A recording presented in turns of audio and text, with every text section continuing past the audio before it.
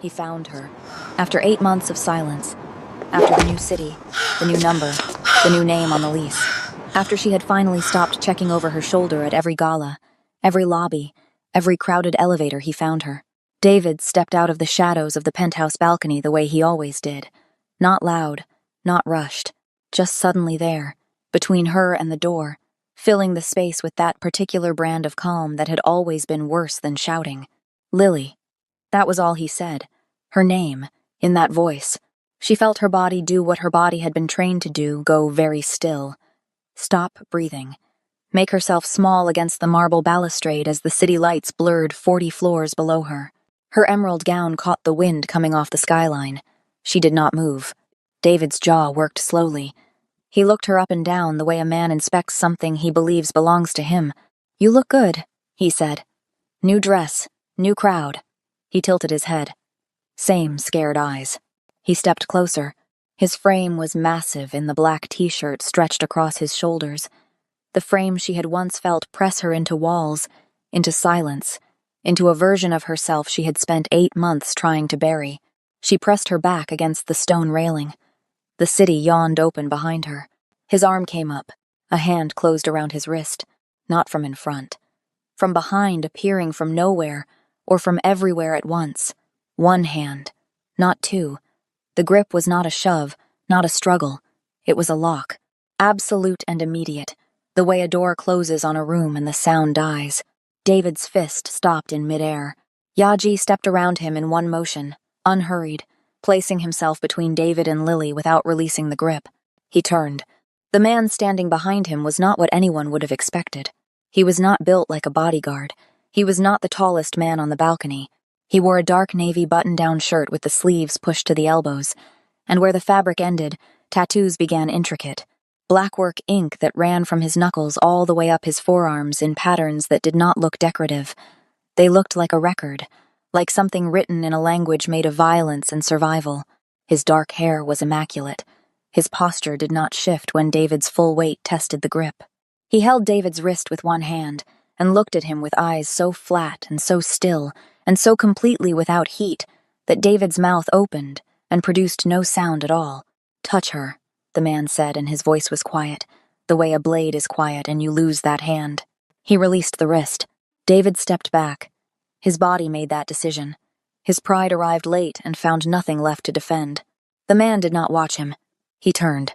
He looked at Lily at the way she was pressed against the railing, at the emerald gown rippling in the night air, at her hands gripping the stone balustrade behind her, at the exact expression on her face. Not relief yet. Not yet. Something frozen between the past and whatever this was. Her eyes were wide and wet and burning, and her chin was up, and she had not made a single sound through any of it. He looked at her the way no one at that gala had looked at her all evening, like she was the only thing on that balcony worth seeing. His name was Ya-Ji. The gala was his hosted, as it was every year, at his penthouse above the city, where the guest list was curated by people who understood that an invitation was also a message about who you were allowed to know. He had been at the bar inside all evening, drinking nothing and watching a woman in green hold herself together with a precision that had nothing to do with the evening gown and everything to do with what was underneath it. He had noticed her the moment she arrived, the way she scanned every room before she entered it, the way she smiled at strangers with her mouth but kept her eyes free. He had recognized it immediately, because he had spent 20 years learning to read danger in a person's posture. He had watched the evening unfold. He had watched David appear. He had watched Lily's shoulders change the moment she saw him. When David's arm came up, Ya-Ji was already moving. "Are you hurt?" he asked. His voice was still quiet, unhurried, the voice of a man who has never needed volume to be understood. Lily looked at him, at the tattoos still visible where he'd rolled his sleeves, at the absolute calm on his face, standing between her and the man who had been her nightmare for 3 years. At David, behind him, who was breathing fast and saying nothing and had somehow become the smallest person on the balcony. She looked back at Ya-Ji. "No," she said. He nodded once. The way a man nods when he has already decided what comes next and is simply giving you the courtesy of finishing the conversation. He turned and walked back toward the balcony doors. He left space behind him open, and hers, if she chose it. She picked up her clutch from the balcony chair. She did not look at David. "Lily." David's voice came after her, tight and rising. "Lily, we're not done." She kept walking. The doors closed. And somewhere behind her, in the city that stretched below 40 floors of marble and chandelier light, David's voice disappeared. Within 24 hours, so would everything else about him. Subscribe to see how this unfolds and drop a comment telling me where you're watching from. I would absolutely love to say hello to you, just to know how far our story is already traveling. She called his number 7 times. The first time, it rang. That was almost worse, the idea that he was somewhere, phone in hand, choosing not to answer. By the third call, it went straight to voicemail. By the fifth, the automated voice told her the number was no longer in service. She sat on the edge of her hotel bed in the gray, early morning light, still in the emerald gown, shoes still on, and stared at her phone the way a person stares at something they cannot explain. She tried his social media next. The accounts were gone. Not deactivated, gone. No archived profile, no ghost page, no mutual connections pointing toward a trace.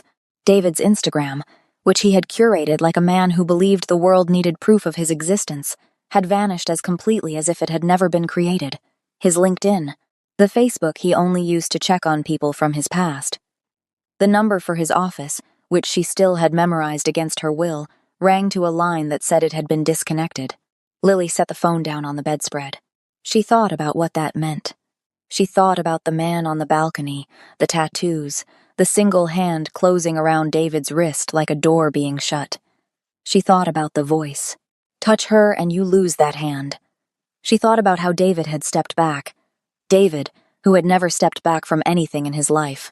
She got up, went to the bathroom, and stood in the shower until the water ran cold. She was dressed jeans, a white blouse, hair pulled back because she needed control over something when the knock came at her door. 3 measured raps, not rushed, not tentative. The knock of someone who already knew she was on the other side. She did not move toward the door immediately. Old habit. "Miss Morgan."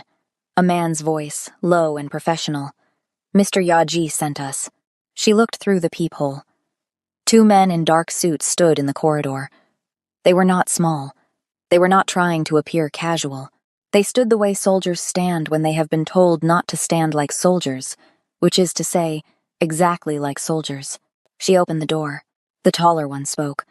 "Mr. Yaji would like you to come with us, for your safety." He said it the way people say things they have been told to say precisely, word for word, without elaboration. "And if I say no?" Lily asked. The man considered this with the expression of someone who had not been given instructions for that particular variable. He said, "You might say that," the man offered after a moment. "He said to tell you that the people who found David last night did not find him on their own."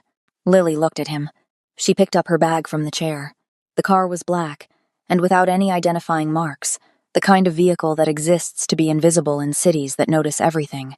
They drove for 40 minutes, leaving the downtown grid and climbing into the elevated private roads that wound behind the hills, where the houses sat back from the street behind gates, and landscaping so immaculate it looked like the vegetation itself had signed a non-disclosure agreement. The estate materialized behind a black iron gate that opened without the car slowing. Lily did not say anything as they pulled up the stone driveway. She looked. She was good at looking without appearing to. The grounds were enormous, and deliberately, elegantly overwhelming manicured lawns under old trees, a fountain at the center of the approach, with no decorative excess, just clean, moving water. 4 men stood at visible intervals along the outer perimeter. She counted at least 2 more she caught only in her peripheral vision, not at posts but moving, patrolling. The house itself was not what she had expected.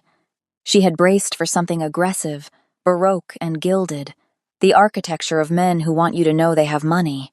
Instead, it was clean, angular, all dark stone and glass, built into the hillside as if it had grown there. Expensive the way silence is expensive, the kind of wealth that doesn't announce itself because it has never needed to. She was shown inside by a woman, which surprised her, a small, composed Korean woman in her 50s who introduced herself as Mrs. Shin, offered tea without waiting for an answer, and led Lily through a corridor lined with narrow windows that framed the city below like paintings. Her room was on the 2nd floor. It had its own bathroom, a wardrobe that someone had already stocked with her approximate size, which unsettled her more than the guards had. and a window that looked out over the back gardens, where the hills ran dark and uninterrupted behind the find. Property. There was no lock on the outside of her door. She checked. She spent the first 2 hours in that room, thinking. She found Yaji on the 3rd floor. She had not been told not to explore. She suspected that was intentional. The house felt like a test being administered through architecture. Here is freedom. Here are its invisible edges. Let's see how you move within them. She moved up the stairs with her hand trailing the iron railing and emerged into a long, open room that served as both a study and something harder to name. Bookshelves on 2 walls, a desk near the windows with a view that swallowed the entire city, and Yaji, standing with his back to her at the window, a phone to his ear, speaking Korean in a quiet and final-sounding voice. He turned when he heard her. He did not look surprised. He ended the call without closing the conversation with the person on the other end, simply lowered the phone and set it on the desk, as if the interruption required no acknowledgement. He was dressed differently than the night before dark trousers. A black shirt with the sleeves already rolled up, revealing the tattoos she had spent the car ride trying not to think about. In the daylight, they were more complex than she had registered on the balcony. They moved across his forearms in dense, interlocking patterns that faded darker toward his knuckles. In the morning light filtering through the glass, they looked ancient. "You slept," he said. "A little," she said, which was not the conversation she had come upstairs to have. She looked at him directly. "Where is David?" He looked back at her. His face was exactly as it had been on the balcony, composed, flat, entirely unhurried. "Somewhere he cannot reach you," he said. "That's not an answer. It's the answer I'm giving you." She felt the frustration move through her chest and kept it out of her face. She was good at that, too. "Is he alive?" A pause. Not hesitation. He didn't strike her as someone who hesitated. Something more deliberate. He was deciding how much to hand her. "Yes," he said. She absorbed this. "Did you—" She stopped. She didn't know how to finish the question. "Did you hurt him? Did you do what I spent 3 years wanting someone to do? Did you do what I am ashamed I still want?" "I handled it," Yaji said, and his voice did not offer anything beyond those 3 words. She crossed her arms. "I didn't ask to be brought here." "No," he agreed. "But you came." She hadn't had a response to that on the drive up, and she didn't have one now. She looked out his window at the city sprawling below the same city David had apparently ceased to exist in overnight, at this man's instruction, and felt the particular vertigo of standing on ground that had shifted without warning. "How long?" she asked. "Until it's safe." "And who decides when that is?" He met her eyes. "I do," he said. Not unkindly. Not like a man who enjoyed saying it. Just like a man stating a fact about the way the world worked from where he was standing. She turned and went back down the stairs. She didn't argue. She wasn't sure that was wisdom. She wasn't sure it wasn't surrender. She filed the question away to answer later, the way she had filed away so many things during the years with David, except that this felt different in a way she couldn't isolate. David had taken. This man had given her a room with no lock on the outside. She ate the dinner Mrs. Shin brought. She slept a full night for the first time in 8 months, and did not examine why too closely. She had been there 4 days when she asked about the tattoos. It happened in the kitchen. She had begun to move around the house more freely, not because the anxiety had lifted entirely, but because standing still had started to feel like something David would have approved of, and so she moved. She found the kitchen at 6 in the morning, which was apparently when Yaji also found the kitchen. He was making coffee in the precise, methodical way she was beginning to understand was his register for everything. Not performative, just exact. He did not seem startled to find her in the doorway, though she had been quiet. "You don't sleep much," she said. "I sleep when there's nothing to watch," he said. She got a glass of water and stood at the counter, and for a while they didn't speak. The house was genuinely quiet at that hour, no guards audible, no movement from Mrs. Shin's wing, just the low sound of the coffee maker and the dark city lights still blinking distantly behind the kitchen windows. She was watching his hands while he poured. She didn't realize she was doing it until he set the coffee pot down and she had already asked, "What do they mean?" He turned, looked at his own hands with a kind of neutrality, as though they belonged to someone he had known a long time and had finished having opinions about. "Some of them are rank," he said. "Status. In the organization." He turned his right forearm slightly toward the light. A thick band of interlocking geometric forms ran just below the elbow. This was the first. I was 19. She looked at it. What does rank look like when you're at the top? You run out of arm, he said. She wasn't expecting it to be almost funny. She didn't quite smile, but something shifted in her face, and she saw him notice it. She pulled her own sleeves down, a reflex, before she remembered she was wearing a short-sleeved shirt. There was nothing on her arms. The things David had left on her were not visible the way tattoos were visible. They were deeper and more poorly distributed, woven into the way she held her breath when a door opened too fast, the way she tracked exits. She hadn't thought Yaji had noticed. "You flinch," he said. His voice was the same temperature it always was. No pity in it, which was the only reason she didn't turn away. "I know," she said. "When a hand moves too quickly. When someone comes up from behind." She said nothing. "You've been here 4 days," he said, "and I have not once approached you from behind, or moved quickly in your vicinity." He said it like a man noting something he had done as a matter of course, not seeking recognition. "I wanted you to know it was deliberate." She looked at him. In 3 years with David, and in the 8 months since, no one had ever said anything like that to her. Most people who knew what David had done offered her the particular kind of concern that was mostly about making themselves feel useful. They leaned toward her. They explained things. They moved at full speed through her peripheral vision, and then apologized after she flinched and looked at her with that expression, that gentle, mortifying expression that made her feel like evidence of something. Yaji had simply rearranged how he moved through his own house and told her about it afterward. She turned back to his forearms. "Show me the rest," she said. "If you want." He held out both arms in the light. She looked without touching. He did not explain each one unbidden, he answered when she pointed, and otherwise was quiet. And she understood that this was how he did most things. He did not fill silence. Silence, in his hands, had a different texture than it had with most people. She did not tell him about David, not the details. But at some point during that hour in the kitchen, she stopped tracking the nearest exit. And she noticed she had stopped. And she did not start again. She asked Yaji on the 5th day if she could go back to her apartment. She needed clothes that were hers. She needed to check her mail. She needed, more than either of those things, to prove to herself that she still had a life that existed outside this house, that she was here by choice, and not by the slow sedative of gilded walls and the company of a man who moved through rooms like weather. Yaji looked at her across the desk in his study. "I'll have someone take you," he said. "I don't need someone to take me. I can take a car." "Yes," he said. "You can." He picked up his phone and said something in Korean. Within 3 minutes, a car was arranged, one of his men in the front. No argument, no negotiation, the concession given so cleanly that she couldn't find anything to push back against. She went back to her apartment. It looked exactly as she'd left it, keys on the hook, dishes from 3 days ago still on the drying rack, the particular smell of her own life. She stood in the center of her living room for a long moment and breathed it. Then she packed a bag, checked her mail bills, a magazine, nothing, and watered her plants. She was locking her door when she noticed the car, black, parked across the street, which meant nothing, except that it had not been there when she arrived. And the man behind the wheel was not looking at his phone, not reading, not doing any of the things people do when they park. He was watching her building the way Yaji's guards watched the estate perimeter.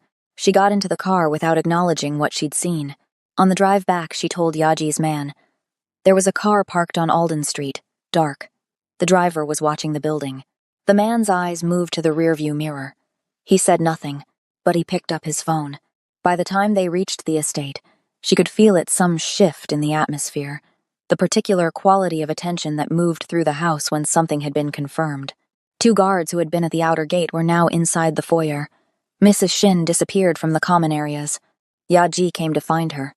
"You saw it," he said. "Is it connected to you? Or to David? Both possibilities are being evaluated." He paused. "I'm moving you to my private quarters." She looked at him. "For your safety," he said. "My rooms are at the center of the building. No external windows, no lines of sight from the perimeter." She held his gaze. She thought about the car. She thought about the man who had been able to erase David from every database, every network, every register of existence overnight. She thought about the fact that this man, dangerous, tattooed, running an organization whose precise nature she was still assembling from fragments, had not once, in 5 days, done anything to her that she hadn't chosen. "Show me the room," she said. His private quarters were not what she'd imagined. She wasn't sure what she'd imagined, something more exposed, perhaps, more self-conscious. Instead, they were spare and deeply quiet. A large bed, dark linen, shelves of books and documents, a second desk. No decorative excess. The room of a man who spent a great deal of time in it and had arranged it accordingly, with no audience in mind. There was a smaller adjoining room with its own bed, and he showed her to that without any suggestion of the arrangement being anything other than what he said it was. "You'll be secure here," he said. "Thank you," she said, because she meant it, and because it cost her something to mean it, and she was trying to be honest about the things that cost her something. He left her to settle. She sat on the edge of the bed in the adjoining room and listened to the house breathe. She did not feel like a prisoner. She was not entirely sure what she felt like. Something new. Something without a good name for it yet. She heard them on the 6th night. She had not been trying to listen. She had come down to the kitchen for water, barefoot, and the voices from the room behind the east corridor carried more clearly than they probably should have. She pressed her back against the wall in the dark hallway and did not move. There were 3 of them, speaking Korean. She didn't speak Korean, but one voice she recognized lower, clipped. She had seen the man 3 days ago at the entrance to the east corridor, a lieutenant named Cho, who had looked at her the way a man looks at something he has already decided is a mistake. She had heard that same voice in the study once before, carrying through a closed door while Ya-ji conducted what sounded like a disciplinary conversation with someone who had made an error. Then she heard a word she recognized. Her name, in a Korean mouth. She heard it twice. Then the low voice Ya-ji responded, and whatever he said produced a silence that stretched across the room behind the closed door. When the conversation resumed, it was quieter, more careful. She went back upstairs without the water. She sat in the dark room and thought about the things she knew and didn't know. She knew Ya-ji had ordered the car for her at her request with no resistance. She knew he had told her David was alive. She knew he had rearranged his own movement through his house, so she wouldn't flinch.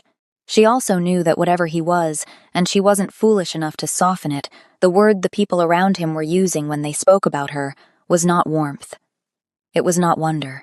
Based on the quality of the silence that had followed his response, it was a problem.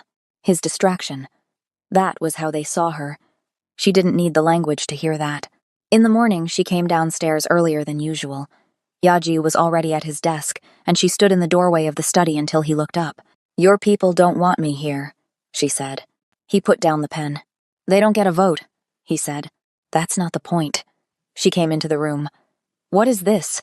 Honestly, because I've been trying to be fair to you, and I think you've been fair to me. In your way, but I overheard enough last night to know your lieutenants are not pleased about whatever you think this is. And I don't know what you think this is." He leaned back.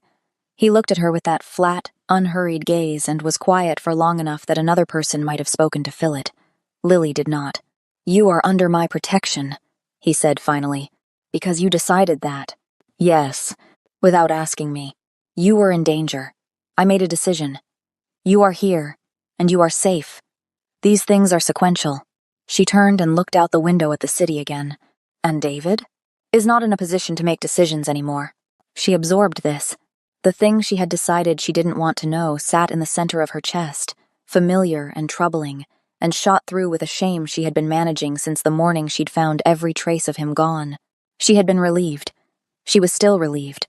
That was the problem, not the relief itself, but how clean it was, how total, how much she owed it to a man she did not entirely understand, who was feared by everyone in his own house, and who had, 6 days ago, stepped between her and a raised hand without being asked. "I'm not afraid of you," she said. She was telling herself as much as him. "I know," he said. "I'm not certain I trust you either." "That's reasonable," he said, "but I'm still here." He looked at her, and for just a fraction of a moment, less than a second, the length of a breath, something moved across his face that was not the flat, professional calm he wore like a second skin. Something she could not name, and was not sure she was meant to see. "Yes," he said. "You are." She looked at him for one more moment. Then she crossed to the bookshelf because she needed something to do with her hands, and she pulled out the first book her fingers landed on, and she sat down in the chair by the window and opened it. She wasn't reading. She suspected he knew she wasn't reading. But he picked up his pen and returned to the papers on his desk, and the room settled into the particular quiet that she had begun, against her own intentions, to look forward to. Outside, the city stretched in every direction. Somewhere in it, someone had been watching her building.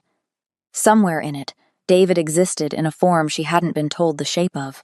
Somewhere below the East Corridor, 3 men had spoken her name with the particular edge of people who have decided that something is a liability. In the room she was sitting in, a man in a navy shirt with ink across his hands was working through a stack of documents, and not once had he moved too quickly, raised his voice, or made her feel like anything other than a person who was allowed to take up space. She turned a page she hadn't read. She would figure out what that meant. Later, when the city stopped watching and the men in the corridor found something else to worry about and she had enough ground under her feet to think clearly, for now she stayed. She found it by accident. She had not been looking for anything. It was the 9th day, and she had developed a rhythm inside the estate, the way water develops a rhythm inside a container, finding the available channels, moving along them, morning coffee in the kitchen. The study, if Yaji was working there, and the quiet between them felt like something she wanted to be inside. The back gardens in the afternoon when the sun hit the hills at a low angle, and the guards gave her a respectful distance that no longer felt like surveillance. She had been in the study alone. Yaji had stepped out to take a call, and she had been doing what she now did most afternoons, reading something from his shelf that she was actually reading this time, not performing. A history of the Korean peninsula that she'd picked up without any particular intention and found herself genuinely inside. The folder was on the desk. Not hidden, not locked away, set on the corner in the way that objects are set somewhere temporarily, with the intention of returning, by a person who lives alone and has never needed to conceal what he does in his own house. She would have ignored it. She had been ignoring the desk's contents as a matter of principle, a private contract she'd made with herself about the limits of what she was entitled to know. But the edge of a photograph was visible at the folder's corner. A photograph of a building she recognized. Her old apartment. The one she'd left before moving to this city. The one David had found her in the first time she'd tried to leave. She pulled the folder toward her. She told herself she would only look at the photograph. She looked at everything. It was thorough in the way that only institutional thoroughness can be, not one document but dozens, organized in a sequence that told a story from its first page to its last, with the brisk clarity of a case file. David's financials were first. Not summaries, the actual accounts, opened and displayed like maps. She saw the balance on the morning after the gala. She saw it 12 hours later. The money had not been withdrawn. It had been redistributed with a precision that left no legal trace, routed through a structure of shell entities that terminated in a non-profit organization she had to read the name of 3 times before it registered. The Lily Morgan Foundation for Domestic Abuse Survivors. She sat with that for a long time. The foundation was real. She could see the registration documents, the charitable status filing, the initial endowment. David's money. David's bank accounts, drained and redirected. All of it now building something in her name that would outlast whatever was left of him. She turned the page. The next section was David himself. His identity, documented and then systematically unwound. His social security number flagged across credit systems. His professional licenses suspended through complaints filed with a precision that suggested intimate knowledge of every organization David had cultivated a relationship with. His passport. She stared at the page. His passport had been rendered invalid through a process she could not follow, but whose endpoint was clear. He could not travel internationally. He could not access his accounts. He could not prove, in any meaningful sense, who he was to any institution that required proof. And then the last page. A location. Coordinates and a facility name, in the kind of region that does not appear on tourist maps. A labor camp. Off-grid. Not a prison, the distinction was clear to her, even through the bureaucratic language of the document.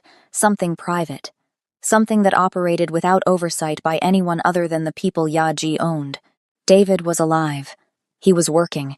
He had no phone, no network, no account, no name that anyone would recognize, no access to any system through which he might contact a lawyer, or a family member, or the woman he had spent 3 years making small and afraid. He had been stripped. Not killed. Stripped. His ego, his power, his money, his identity, all of it dismantled and distributed or discarded or repurposed, with a methodical patience that had begun within hours of the balcony assembled overnight, with the particular efficiency of a man who, once he decides something, encounters no version of the world in which he does not finish it. She closed the folder and put it back exactly where she'd found it. She stood at the window with her arms crossed over her chest for a long time, and she made herself be honest about everything she felt, one thing at a time. Terror, yes, clean and immediate, because the capacity required to do what she'd just read was not the capacity of a man who lost control, or who acted from passion, or who could be reasoned back from an edge. It was the capacity of someone for whom the dismantling of a human life was a matter of execution, a problem identified, resourced, and closed. And then, underneath that, despite everything she knew about herself and what she valued and the world she had wanted to build relief, the kind of relief she had not allowed herself since the night David had first raised his hand, because she had learned that relief was premature, that he always came back, that safety was not a destination she was permitted to reach. That relief, now, was so complete and so long denied that it rose through her chest like water through dry ground, filling spaces she had forgotten were empty. She was afraid of Yaji. She was also, for the first time in 3 years, not afraid of anything else. She did not know what to do with both things being true at once. She stood there until she heard his steps on the stairs, and then she sat back down and opened the book on her lap and looked at a page she was not reading. He came back into the room. He went to his desk. He noticed, she was certain, that the folder was fractionally closer to the center than he'd left it. He did not say anything. He sat down, opened it, and continued working. She looked up. "The foundation," she said. He met her eyes. "You filed it in my name," she said. "Yes. Before you asked me." "You would have said no," he said. "You would have said it was too much. You would have been polite about it and meant it, and it would have been the wrong decision." He looked at her steadily. "I made the right decision." She should have been angrier about that. She measured how angry she was, and it was less than she wanted it to be, because he was also correct, and she was tired of lying to herself about the things she knew. "The place you sent him," she said. "He's working," Yaji said. "He eats. He sleeps." He paused. "He has no power. Over anything. That condition is permanent." She looked at her hands. "You built a whole system." "I built what was appropriate," he said. "What he deserves is different. I made a practical decision." The distinction was subtle and clear, and she sat inside it for a moment. What he deserves. She thought about what David deserved. She thought about all the women David would have found after her, if he had been left intact and free and funded. "Okay," she said. Yaji looked at her. "Okay," she said again, because she had made a decision about something, and it was not about David at all. She made the choice the way she made most of her real choices, not loudly, and not all at once. It had been forming for days in the accumulated silences, in the kitchen at 6 a.m, in the precise and deliberate way he managed the space between them, in the moment he told her he had rearranged how he moved through his own house, and had not waited for her gratitude. That night she stayed in the study after dinner. Mrs. Shin had long since gone to her rooms. The guards had cycled to their positions. The house was in its nighttime register, not silent exactly, but internal, like a breath held with intention. Yaji was at his desk. She was in the chair by the window. The reading lamp made a contained pool of yellow light over her book and his papers. She looked up. He was already looking at her. She held his gaze and did not look away. "I know what you are," she said. "Yes," he said. "I know what you've done. Not just to David in general. What you run, what that requires." She kept her voice level. "I'm not pretending any of that is something I can categorize as safe or simple." He was quiet. "I'm also not running," she said. "I want you to know I've decided that. Not because I don't have options, and not because I'm afraid of what happens if I leave. I've decided because I want to stay." He stood up from the desk. He walked toward her, and she watched him come and did not make herself smaller. He stopped in front of her chair and looked down at her, and she looked up at him, and his hand came up slowly. She tracked the motion, and he held it still just below her line of sight for a moment, giving her every fraction of a second she needed to know it was coming, before his fingers touched the side of her face. She did not flinch. The stillness between them opened up into something neither of them had names for yet. and she stood, because sitting felt like a posture she'd grown out of, and when she stood, she was close enough to feel the warmth coming off his shirt. "You understand what staying means," he said. Not a question, a contract offered. "I'm starting to," she said. He kissed her the way he did everything, without haste, without performance, like a man who has made a decision and has no remaining doubts about it. She kissed him back like a woman who had been clenching every muscle in her body against the world for 3 years and had finally, in this precise location, been given permission to let go. The city glittered below the window. The guards moved along the perimeter. The house breathed around them, and Lily Morgan, for the first time in longer than she could honestly remember, was not afraid. She did not see it coming. In hindsight, she would understand that was the point. The betrayal was engineered by someone who knew exactly how she moved through the estate, when she was alone, which cameras had the softest angles. It came from inside the information. There was no other way it could have been so precise. It was 11 days after the gala.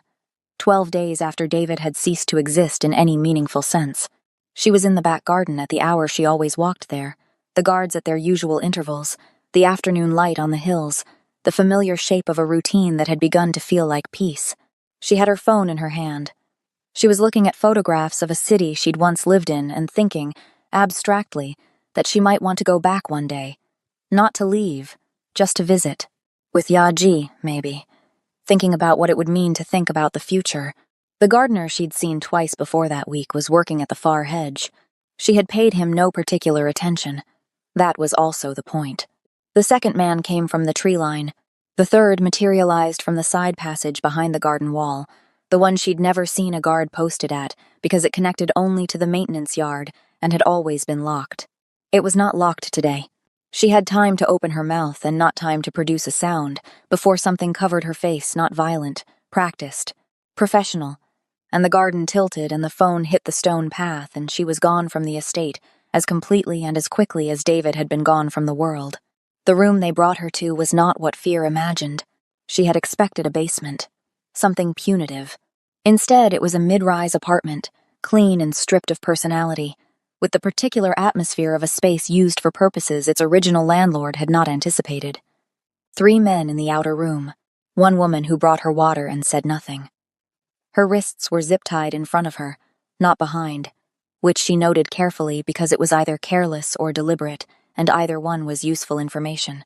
She sat on the edge of the bed and breathed and thought.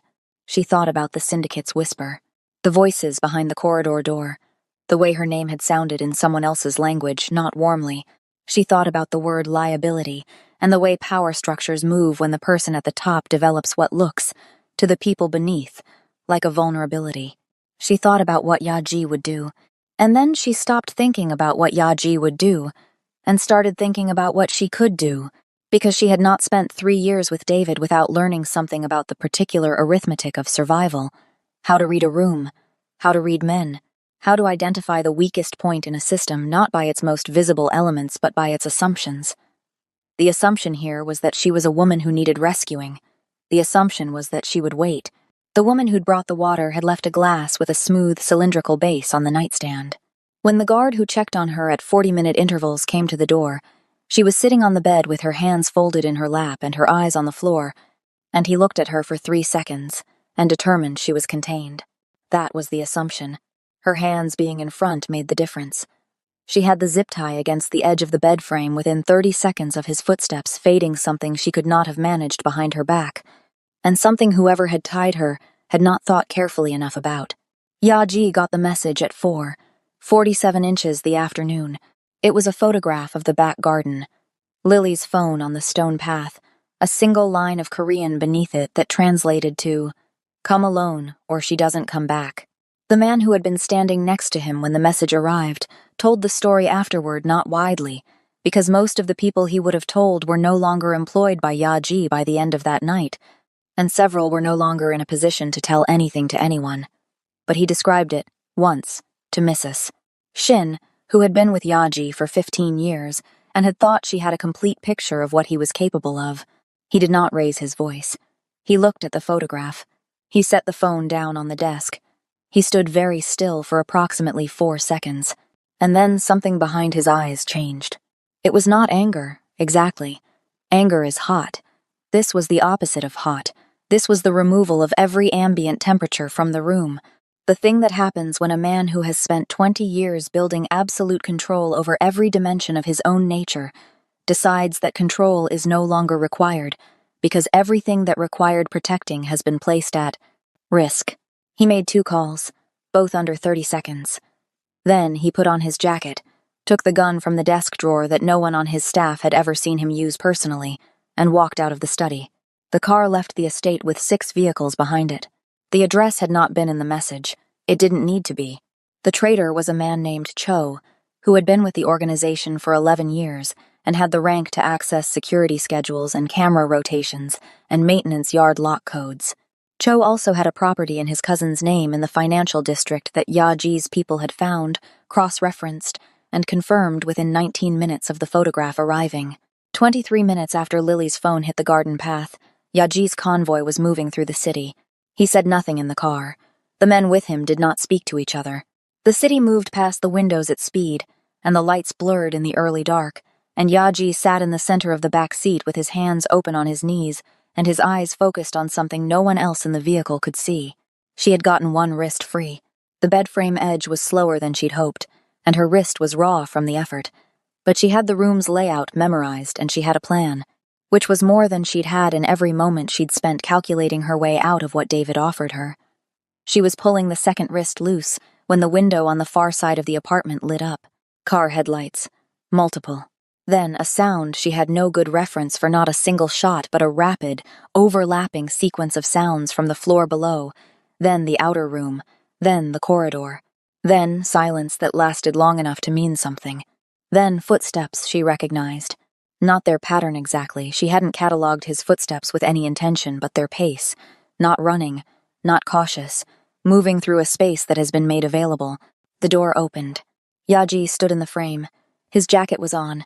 His hair was still immaculate. There was a cut along his left jaw that had not been there this morning, and something dark on the sleeve of the jacket that she identified and did not name. His eyes went to her hands first, her wrists, the fraying zip tie, and something moved across his face too quickly for her to catch. He crossed the room in 4 steps, and his hands closed around hers. She looked up at him. "I was almost out," she said. He looked at the half-freed zip tie, then at her. Something rearranged itself in his expression, not quite humor, not quite awe, but adjacent to both. "I know," he said. He broke the remaining plastic with 2 fingers and let it fall. His hands stayed around hers. She could feel the tension in them, the extraordinary effort of a man who had moved through the last 40 minutes at a temperature no one near him could survive, now pulling himself back down to something she could be in the same room with. She turned her palms up and held his hands back. "Is it done?" she asked. "Yes," he said. She nodded. She did not ask how. She had read the folder. She understood the range of what yes could mean from him, and she had made her peace with that not easily, and not dishonestly, but completely. "Take me home," she said. He looked at her for a moment, with something in his face that was entirely unguarded, entirely unperformed, and entirely new, the expression of a man who has just heard a word applied to a place that he had not, until that moment, thought of as home. He didn't say anything. He kept her hands in his and turned toward the door, and she walked with him through the apartment and down the stairs and out into the night air. In the weeks that followed, the city rearranged itself. Not visibly. Not in the way cities rearrange themselves when something obvious has shifted. It happened in the substrate, in the particular conversations that did not take place at certain tables, in the names that disappeared from certain organizational charts, in the way men who had spent years building leverage against Yaji found that leverage quietly, thoroughly gone. The syndicate did not fracture. It consolidated. The consolidation was absolute and took exactly 11 days, which was how long it took to ensure that every person who had voted with their silence for what Cho had done understood precisely what that vote had cost them. Cho himself was not discussed, not by anyone who valued the use of their voice. Lily watched it happen from inside the estate and from inside Yaji's life, which were increasingly the same thing. Mrs. Shin had stopped introducing herself as the housekeeper somewhere around the 2nd week. She simply moved through the same spaces Lily moved through, and occasionally left tea outside the study door without being asked, and that was its own kind of welcome. She went back to her apartment twice, once for the rest of her things, once to give notice on the lease. She did not experience either visit as loss. She experienced them as she was beginning to experience most things, with clarity and without the particular exhausted hypervigilance that had been her internal weather for 3 years. The exits were still the first thing she clocked in every room. She suspected that would not change. She had stopped needing it to. She was present the morning Yaji received word that the last of the syndicate's dissenting structure had been formally absorbed. He was at his desk. She was in the chair by the window. The call lasted 4 minutes. When he set the phone down, he looked at her, and she looked back. "It's done," he said, the same 2 words. His vocabulary for completions was sparse and consistent. "All of it? All of it." She uncrossed her legs and stood up and crossed the room and sat on the corner of his desk, which was something she'd started doing recently because it pleased her, and because the first time she'd done it, he had looked at her with that flash of unguarded something, and she had decided she liked having access to his prose. Unguarded expressions. "What happens now?" she asked. He leaned back. He looked at her the way he had looked at her from the beginning, like the only person in the room worth seeing, except now there was nothing underneath it that he was managing. No professional distance. No careful calibration of what she could be allowed to know. Just Yaji, looking at Lily, and the city below, and the morning light coming through glass. "Now you stay," he said. "I already told you I was staying." "I know," he said. "I like hearing it." She looked at him. That was possibly the most personal thing he had ever said to her without her excavating it first. She stored it carefully in the part of her that was building a new archive to replace the old one, the one that had been full of David's particular kind of evidence, the kind that proved she was small and temporary and easily frightened. This archive was different. It was filling slowly, with precise things, the way he had rearranged his own movement through his house, the folder with her name on the foundation, the 4 seconds of absolute stillness before he had walked out to get her back, his hands around hers in that stripped apartment room. She reached out and touched the back of his hand. The tattoos were warm under her fingers. "Tell me one more," she said. She did this sometimes asked about the ink when she wanted to be close to him without having to explain that was what she wanted. It had become their language for something neither of them had named yet, and they were both, in their separate ways, in no rush. He turned his hand over. He pointed to a mark on the inside of his wrist, small, geometric, older than the rest. "This was not the organization," he said. "This was before. My mother's family had a symbol. I was 17. She looked at it. A small thing, barely larger than a coin, sitting underneath 20 years of everything that had come after. "It's the oldest one," she said. "Yes." She kept her finger on it for a moment. She thought about 17, and mothers, and the things people carry forward that are not about power or rank or the record of what they've survived. She thought about the Lily Morgan Foundation for Domestic Abuse Survivors, which had now been running for nearly 2 weeks and had already received its first intake of referrals. She thought about what it meant to have your name on something that helped people instead of on something that cataloged what had been done to you. She thought about the fact that she was sitting on the corner of a crime lord's desk in a house she had chosen, in a city she now moved through without checking every shadow, with her finger resting on the oldest thing he had ever let her see. She was not the woman who had been pressed against a marble balustrade, with the city blurring 40 floors below. She was not the woman who had spent 8 months changing her phone number and her address and the way she wore her hair, trying to become someone David couldn't find. She was not afraid, and she was not hiding, and she was not small. Yaji looked at her hand on his wrist. He looked up at her face. He said nothing, because nothing was required. Outside, the city moved through its morning, its deals and its traffic, and its 1,000 private dramas, its corruption and its grace, its ordinary people doing ordinary things in the streets below a house they would never have access to. And in that house, at the top of everything, Lily Morgan sat with her finger on the oldest mark and her back straight and her eyes open, and she was no longer running. She was exactly where she had chosen to be. Untouchable. Subscribe to see how this unfolds, and drop a comment telling me where you're watching from, because I would love to say hello to you and know just how far our story is traveling. Do you think Lily can truly survive loving a man whose empire has no safe edges?